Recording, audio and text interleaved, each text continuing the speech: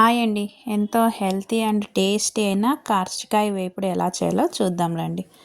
బాగా కడిగి పెట్టుకున్న కార్చికాయలు ఇలా పెనంలో వేసుకునేసి ఒక స్పూన్ ఆయిల్ వేసుకుని ఒక హాఫ్ స్పూన్ అంత సాల్ట్ వేసుకునేసి ఇలా ఫ్రై చేసుకోవాలండి. కొద్దిగా ఉప్పు వేయడం వల్ల తొందరగా వేగుతాయి, మనకు బాగా ఫ్రై అవుతాయి కూడా, టేస్ట్ కూడా బాగుంటుంది. అచ్చం మనం బెండకాయలు ఫ్రై చేసుకుంటాం కదా, అలాగే ఫ్రై చేసుకోవాలి.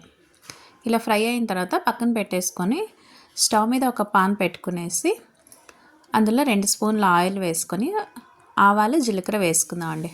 ఆవాలు జీలకర్ర వేగిన తర్వాత సన్నగా కట్ చేసి పెట్టుకున్న ఆనియన్ అలాగే కరివేపాకు ఇదంతా బాగా ఫ్రై చేసుకుందామండి. చూడండి, ఆనియన్ బాగా ఫ్రై అయింది కదా. ఒక 7-8 దాకా దంచుకున్న వెల్లుల్లి అండి. వెల్లుల్లి కార్చికాయల కాంబినేషన్ బాగుంటుందండి. వెల్లుల్లి వేయాల్సిందే కార్చికాయలకి, అప్పుడు టేస్ట్ బాగా వస్తుంది మనకు. ఇలా పచ్చివాసన పోయేదాకా అంతా బాగా ఫ్రై చేసుకునేసి ఇప్పుడు ఇందాక మనం ఫ్రై చేసి పెట్టుకున్నాం కదా, కార్చికాయలు వేసుకుందామండి. ఇవి సంవత్సరానికి ఒక్కసారే దొరుకుతాయండి, వర్షాకాలంలో. అవి కూడా అన్ని దగ్గర దొరకవు, కొన్ని చోట్ల మాత్రమే దొరుకుతాయి. అప్పుడు దొరికినప్పుడు తెచ్చి ఇలా చేసుకోండి, హెల్త్కి చాలా మంచిది. ఇలా కార్చికాయలు వేసుకునేసి ఒక హాఫ్ స్పూన్ పసుపు, 1 స్పూన్ ధనియా పౌడర్, రుచికి సరిపడా సాల్ట్, 1 స్పూన్ కారం పొడి వేసుకొని ఒకసారి అంతా బాగా ఇలా ఫ్రై చేసుకునేసి ఆయిల్లో ఒక 5 నిమిషాలు మూత పెట్టేసి మగ్గించుకుందామండి. ఆల్రెడీ మనం ఫ్రై చేసుకున్నాం కదా, ఎక్కువసేపు అవసరం లేదు, ఒక 5 నిమిషాల్లోనే బాగా మగ్గిపోతాయి. చూడండి, ఇలా 5 నిమిషాలు బాగా మగ్గిస్తున్నాయి కదా, ఆయిల్ కూడా వస్తూ ఉంది. ఇప్పుడంతా ఒకసారి బాగా కలుపుకుందామండి.